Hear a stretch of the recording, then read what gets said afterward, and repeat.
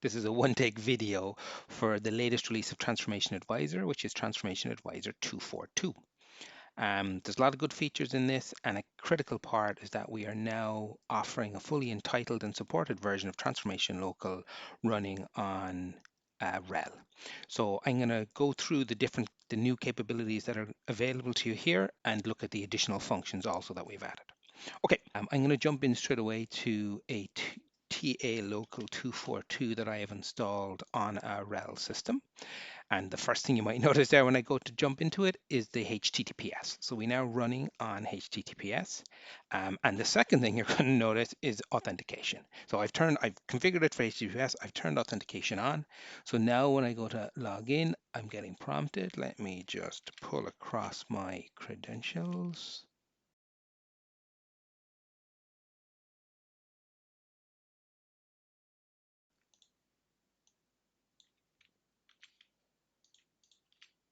And sign in.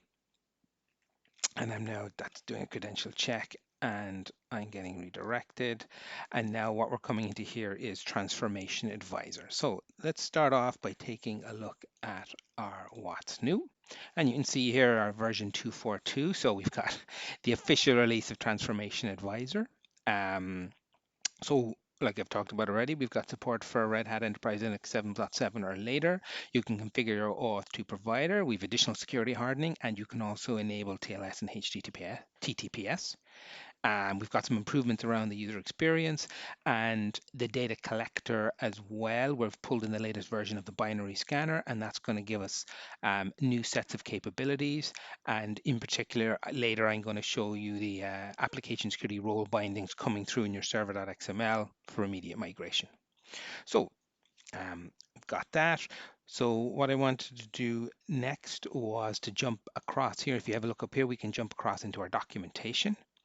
So if I just click on that guy, you'll see our documentation load up, and you can navigate to all different elements here. What I'm going to start off with is, rather than showing you how to configure all the authentication, I'm just going to show you the documentation here, which runs through all of the different steps you need to take, what values you need to set to get your OAuth2 provider configured so that Transformation Advisor Local is going to talk to it. You also have the option here for configuring your TLS. One note there is that if you don't provide your own cert, then the TA local will generate its own cert for you. But the browsers are going to have some issues with that cert because it's not going to be, externally signed. So if you want to run with HTTPS, we always recommend you just bring your own cert, and that's supported here. But if you want to test it, you don't need your own cert. We can generate everything for you.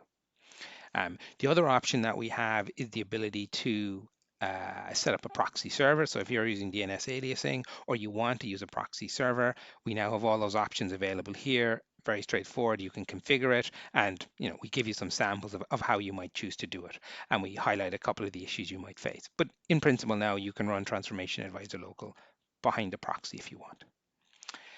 Jumping back to our Transformation Advisor, I'm just going to create a new workspace here. I'm just going to do a quick upload.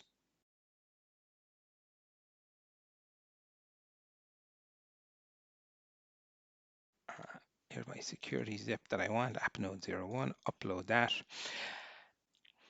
One other thing noting, one of the improvements we've made in the user experience is that we show you the generation of the recommendations. Here it's nice and quick, but when you have a larger data set, it can be very useful to see your progress as it's happening. So what I'm just going to take a look at here is our daytrader 3 here. If I take a look at the migration plan for this, we'll see all of the artifacts being generated for this specific application. And if I download my server.xml, for example, I'm going to just allow that there. So if I take a look at my downloads, we'll see my server.xml. And you're going to see different items here, but you're going to see all of our applications and all of the security roles attached to it. So we've some significant improvement there in terms of maintaining all of your security definitions and your roles when you're migrating your applications. One last thing to note is that if you don't need this new capability, Transformation Advisor Local still works exactly the same as it did before. So if I go to Transformation Advisor local system that I've installed where I haven't done all this configuration, and straight out of the box it's exactly the same as before. And here I've already uploaded some data. So we have a lot of new capability. If you don't need it for your particular use case, it doesn't get in your way. Transformation Advisor local still works the same as it did before, straight out of the box.